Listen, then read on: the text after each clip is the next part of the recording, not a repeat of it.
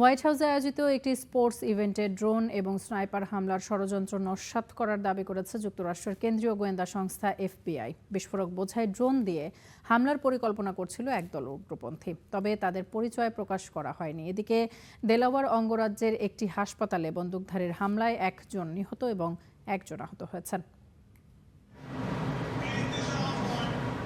President ট্রাম্পের ৮০তম জন্মবার্ষিকী এবং যুক্তরাষ্ট্রের স্বাধীনতার ২৫০ বছর, এই দুই উপলক্ষকে এক করে হোয়াইট হাউসের লনে আয়োজন করা হয় একটি martial art tournament. High profile এই আয়োজনকে ঘিরে হামলার ছক কষে একদল উগ্রপন্থী।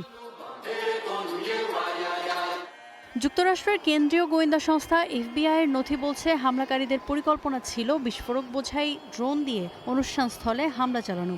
উদ্দেশ্য ছিল ভিআইপি অতিথিদের আতঙ্কিত করে একটি নির্দিষ্ট বহির্গমন পথের দিকে ঠেলে দেওয়া। পরিকল্পনা ছিল সেই পথে ওঁত পেতে থাকা অস্ত্রধারীরা তাদের গুলি করে হত্যা করবে।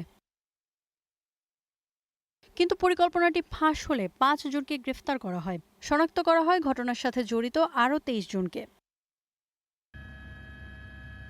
এদিকে ডেলাওয়্যার অঙ্গরাজ্যের ওয়েলমিংটন হাসপাতালে হামলা চালায় এক বন্দুকধারী। গোলাগুলির শব্দে রণক্ষেত্রে পরিণত হয় পুরো হাসপাতাল।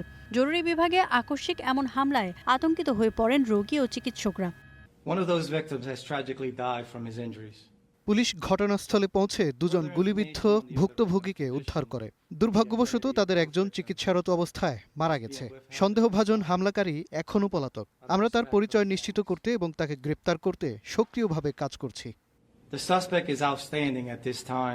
রোগী ও চিকিৎসকদের সুরক্ষায় হাসপাতালটি সাময়িকভাবে লকডাউন করা হয়েছে। সিসিটিভি ফুটেজ বিশ্লেষণ করে হামলাকারীর সন্ধানে অভিযানে নেমেছে পুলিশ।